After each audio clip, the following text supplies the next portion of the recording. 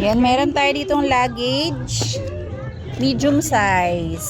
Ayan siya. Goods pa yung gulong. Ito lang, dense lang po. Matigas kasi siya na plastic. Mahirap iangat eh. Dense lang, walang crack. Goods yung gulong. Ayan o, goods yung gulong. Goods. Tapos, naka 301 yung 301. Open yung ano niya. Open ba? Oo. Tapos yung loob nito, ito yung loob niya. Malinis. Malinis yung loob nito mga madam. Mga boss madam. Whoops, ayan yung loob. Wait lang. Ito ha.